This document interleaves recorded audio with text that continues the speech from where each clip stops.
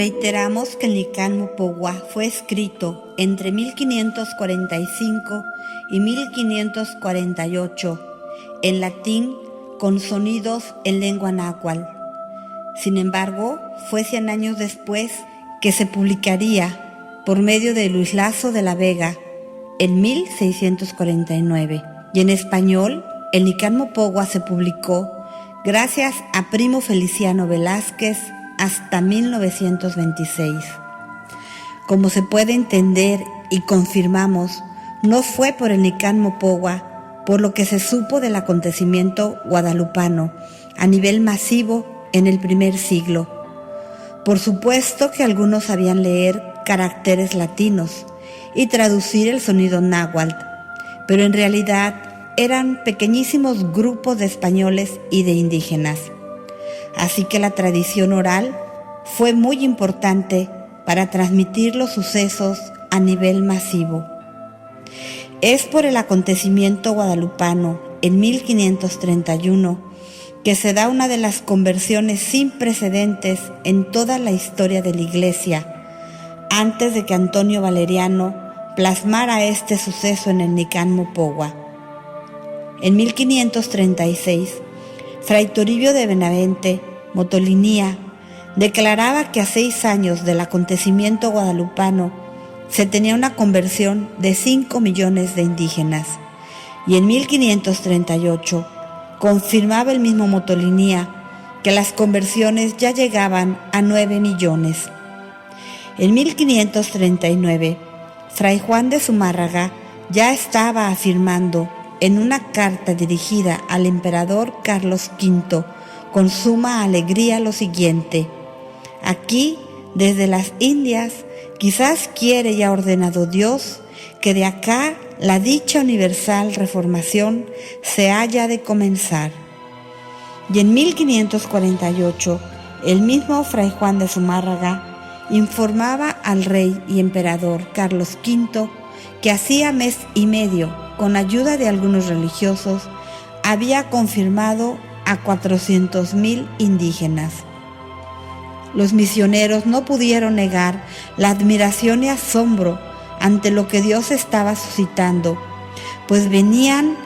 tantos de tierras tan lejanas a buscar los sacramentos, de lugares donde los misioneros no habían puesto ni siquiera un solo pie. En el gran acontecimiento guadalupano reside una armonía y una hermosura única. Asimismo, transmite una filosofía, una antropología, una teología, una eclesiología y demás ciencias, tanto humanísticas como exactas, por medio de 3 vertientes o formas, como decíamos: la tradición oral, la imagen y el signo de los tiempos. El Nican Mopogua es una verdadera joya de la literatura náhuatl, pero también es un documento histórico que nos da nombres, lugares, tiempos, horarios, personajes, hechos perfectamente históricos. San Juan Diego, durante más de 16 años, fue constante en su misión, atendiendo la ermita y manifestando su experiencia, llevando una vida contemplativa de profunda oración, penitencia y al mismo tiempo una vida activa de gran devoción, como se describe en otro importante documento, el Nican Motecpana, manuscrito de finales del siglo XVI, cuyo autor es Fernando de Alba Ixtlilxóchitl, quien nos presenta algo de la vida del santo vidente de la Virgen de Guadalupe y nos dice: se postraba delante de la Señora del Cielo y la invocaba con fervor. Frecuentemente se confesaba, comulgaba, ayunaba, hacía penitencia, se disciplinaba, se ceñía cilicio de malla y se escondía en la sombra para poder entregarse a solas a la oración y estar invocando a la Señora del Cielo. Después de la aparición, lo tenían por varón santo, y como a tal lo respetaban y lo iban a ver a la dicha ermita, donde tenía una casita pegada a la de ella, para que intercediese con la Virgen Santísima para que les diera buenas cosechas, entre muchas otras peticiones. San Juan Diego, al transmitir oralmente el acontecimiento guadalupano, fue el primero y el más importante mensajero de este bellísimo suceso, inculturación perfecta del Evangelio, y posteriormente se encargó de difundir en gran medida la tradición oral, que era una regla común y cultural entre la población indígena, adiestrada en la memoria de toda su cultura. Además, es en su humilde tilma en donde está plasmada la portentosa imagen de Santa María de Guadalupe. Son muchas las fuentes históricas que también hay que tomar en cuenta, como son los dibujos, anales, códices, pinturas, testamentos, testimonios, narraciones, etc., que convergen con el manuscrito de Nicán Mopogua. Todo esto nos muestra que estamos ante un suceso real que trasciende el tiempo. Un ejemplo de estos documentos complementarios y convergentes lo tenemos en las informaciones jurídicas de 1666, en donde hay un análisis muy puntual del ambiente húmedo y salitroso que soportó la imagen de Santa María de Guadalupe, además del análisis de un grupo de los más connotados pintores que se realizó directamente a la imagen y que concluyó que mano humana no podría haber realizado semejante cúmulo de portentos en esta imagen, y además una serie de importantes entrevistas con los más altos dignatarios y dirigentes de las órdenes religiosas, como la opinión de laicos, quienes aportan datos interesantes y puntuales sobre el acontecimiento guadalupano. Se manifiesta de una manera tangible que Dios sigue encontrándose con todos y cada uno de sus hijos por medio de su madre. Como decían los indígenas, ella apareció entre nieblas y nubes para ser ojos, oídos y boca de aquel invisible y espiritual que se manifiesta en ella de manera visible. Por lo que, viendo la imagen de la Virgen de Guadalupe entre nubes, los indígenas captaron que ella venía de un lugar desconocido, que ella abría un cofre divino de tesoros espirituales y que ella era esta manifestación de aquel que era invisible. Santa María de Guadalupe es la inculturación perfecta de esta buena nueva que es el Evangelio. Ella irrumpió y sigue irrumpiendo en México, justo en el momento perfecto, adecuado,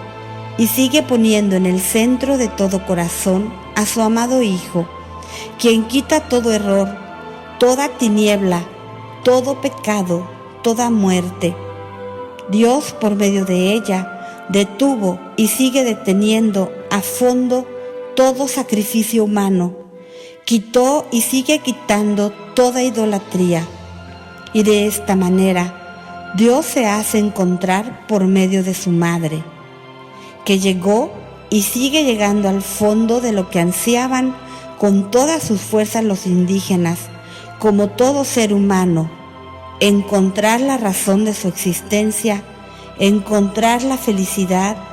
encontrarlo a Él, que es el verdadero Dios y Señor. La Virgen de Guadalupe captó el fondo del alma indígena, el hecho de que los indígenas, que se habían echado sobre sus hombros la responsabilidad para que el universo entero continuara sus ciclos vitales.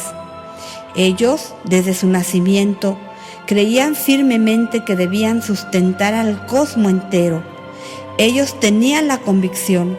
de que eran los responsables de alimentar a los dioses con lo más apreciado, su propia vida, de pensar erróneamente que los corazones y la sangre de las víctimas mantenían la supervivencia de todo lo que existía, por lo tanto, del mismo ser humano. Santa María de Guadalupe tomó lo bueno que realmente existía en el fondo del corazón indígena, que era capaz de las más terribles manifestaciones religiosas,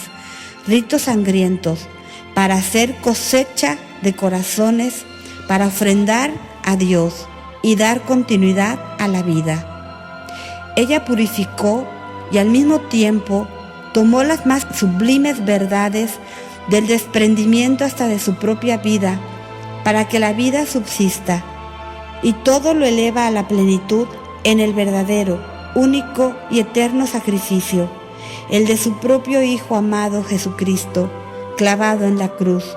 derramando su sangre por amor a cada uno de nosotros, para que cada uno de nosotros tengamos vida eterna. El acontecimiento guadalupano es una extraordinaria inculturación y proclamación del Evangelio en un momento importante de la historia humana y en un núcleo de culturas en donde Dios cumple, llevándolas a la plenitud, una perfecta inculturación, sin ofender ni maltratar a los indígenas, pero tampoco traicionando ni humillando a sus elegidos y enviados ministros, frailes humildes que lo habían dejado todo y se habían entregado en cuerpo y alma a la evangelización para salvar a sus hermanos de estas nuevas tierras. La Virgen de Guadalupe fue quien tomó esta sabiduría indígena ancestral, así como la sabiduría europea, con signos y elementos teológicos que también entendían perfectamente bien los europeos, llevándolos a la plenitud en Jesucristo. Ahora recorramos las líneas del importante documento Nican Mopogua, en donde podremos asombrarnos, admirarnos y gozarnos con el desarrollo del acontecimiento guadalupano.